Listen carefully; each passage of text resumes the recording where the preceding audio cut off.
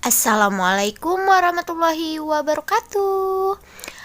Apa kabar soleh dan soleha semuanya? Semoga dalam keadaan sehat walafiat ya nak. Semangat selalu dalam menuntut ilmu dan semangat selalu untuk berpuasanya hari ini. Oke soleh dan soleha, hari ini BPI kita akan belajar tentang rapi itu indah. Ada yang tahu rapi itu apa ya? Indah itu apa ya? Ada yang sudah tahu? Oke, soleh dan soleha, kalau belum tahu kita akan bahas ya. Untuk rapi itu indah, pasti kalian sudah mengenal kata-kata rapih, indah. Tapi apa ya? Rapi itu apa itu? Pastinya belum tahu ya. Oke, sebelum belajar kita berdoa dulu ya. Oke, berdoa dimulai. Rabbi zikni ilma warzukni fahma. Ya Allah, tambahkanlah ilmu kepadaku dan berikan kepadaku pemahaman. Amin ya Rabbal Alamin. Nah, doa sebelum belajarnya sudah selesai ya. Nah, yang kedua, rapi itu indah. Nah, yang ketiga kita akan belajar tentang makna rapih dan bersih. Yang keempat, kebersihan dalam keseharian. Nah, itu tahap-tahap pembelajaran hari ini. Nah, berpakaian dan berhias merupakan keindahan tersendiri untuk manusia loh. Allah Subhanahu wa taala pun menyukai keindahan dan keserasian. Maka dari itu, mari selalu mengenakan pakaian yang rapi dan bersih untuk melaksanakan ibadah kepada Allah Subhanahu wa taala.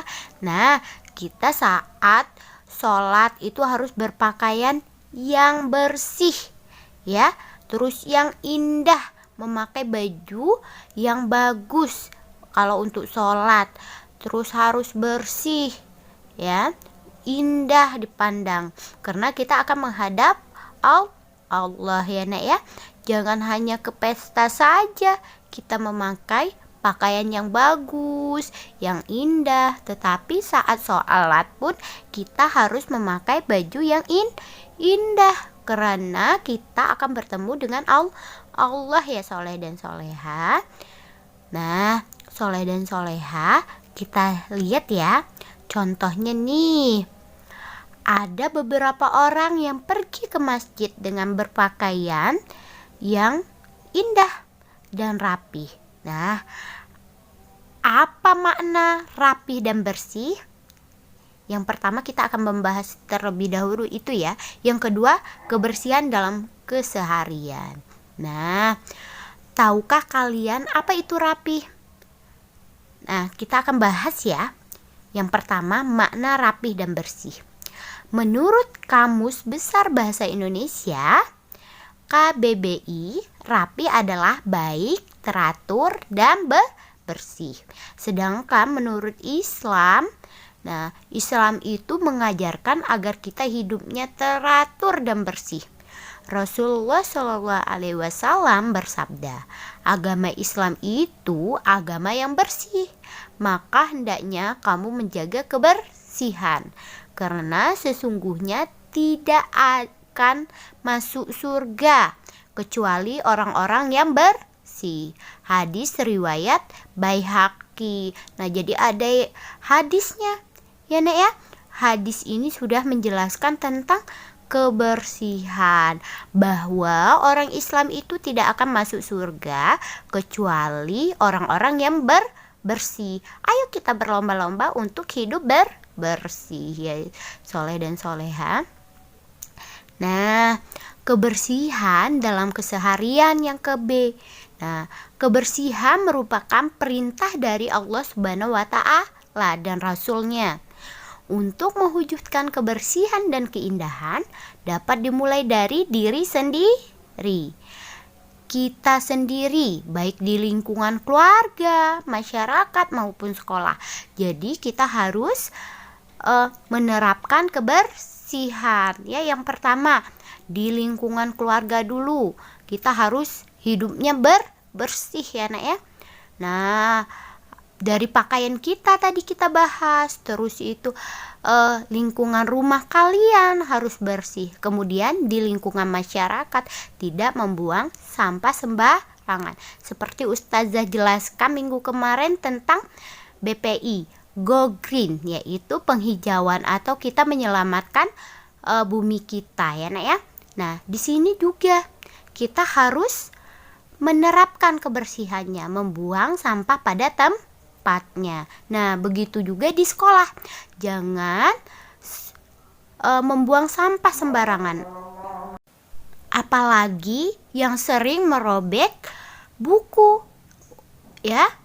Karena itu adalah sifat tidak bersih ya. Ya, Nak ya. Nah, kebersihan dalam keluarga. Nah, menjaga kebersihan dalam keluarga dapat dimulai dari diri sendiri. Yang pertama yaitu kita mengenakan pakaian yang suci. Yang kedua, membiasakan berwudu. Yang ketiga, membiasakan menggosok gigi. Yang keempat, memotong kuku. Dan yang kelima, mencuci tangan sebelum makan dan sesudah makan. Nah, jadi ketika kita memakai pakaian itu harus suci, tidak ada hadis ya dan hadas. Jadi harus bersih dari kotoran. Yang kedua, membiasakan berwudu. Kita ketika jangan berwudu hanya untuk sholat saja, tapi untuk kegiatan juga kita harus berwudu. Ya, Nak ya. Sebelum berangkat ke sekolah berwudu ya. Membiasakan menggosok gigi. Menggosok gigi juga harus kita biasakan. Bukan sesudah makan saja menggosok gigi, tapi ketika kita mau sholat pun harus bergosok gigi. Terus memotong kuku. Jangan biarkan kuku kita panjang, karena kuku panjang adalah kukunya syaitan ya, Nak ya. Mencuci tangan sebelum dan sesudah makan. Jadi sebelum makan dan sesudah makan kita harus mencuci tangan ya, soleh dan soleha. Jangan lupa ya untuk mencuci tangan terlebih dahulu sebelum makan dan sesudah makan. Nah, kita harus juga bersih ya untuk mencuci tangannya, tidak amis ya. Lanjut ke berikutnya, menjaga kebersihan di masyarakat dapat dilakukan dengan cara yaitu satu, membuang sampah pada tempatnya. Yang kedua, mendaur ulang barang yang masih dapat dimanfaatkan. Yang ketiga, melakukan penghijauan. Yang keempat, mencari ikan dengan cara tradisional. Yang kelima, mengurangi penggunaan bahan kimia seperti deterjen. Nah, satu, membuang sampah pada tempatnya. Nah, kita sesudah makan maka kita harus membuang sampah pada tempatnya, jangan sembarangan aja. Ketika tidak ada sampah, apa kata Ustazah kemarin, harus buang tempat sampahnya. Terus mendaur ulang, misalnya ada bahan-bahan bekas, kita daur ulang biar bisa bermanfaat ya. Melakukan penghijauan seperti yang kita lakukan kemarin ya, penghijauan ya. Nah, itu ya soleh dan soleha. Yang selanjutnya, kebersihan dalam sekolah. Bila kita dapat mewujudkan kebersihan dan keindahan, maka kehidupan kita pasti terasa lebih nyaman. Kebersihan di sekolah dapat dilakukan dengan cara satu, menata ruang kelas agar tampak indah dan nyaman. Yang kedua, membuang sampah pada tempatnya. Ketika kita ruangannya tertata dengan indah, maka kita akan lebih nyaman. Terus tidak ada namanya sampah-sampah, itu akan merasa nyaman. Wawasan yang kita berikan yaitu memberikan lingkungan merupakan anjuran Rasulullah SAW sebagai sabda Rasulullah SAW, maka bersihkanlah halaman rumahmu dan jagalah kamu menyerupai orang Yahudi. Janganlah kamu menyerupai orang Yahudi. Jadi orang yang membuang sampah sembarangan itu adalah orang-orang yang termasuk orang-orang yang tergolong orang Yahudi ya.